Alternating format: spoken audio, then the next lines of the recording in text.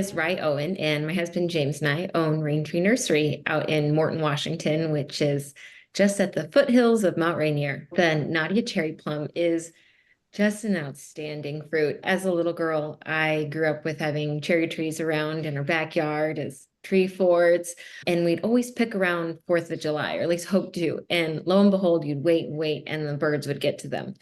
But the Nadia cherry is the cross between an Asian plum and a cherry. It's a little bit easier to grow. It grows on a dwarf rootstock, so it's easier to reach, and you can oftentimes get there before the birds do. And in the true spirit of Rain Tree Nursery, it is a unique fruit that you just won't get your hands on in the grocery store.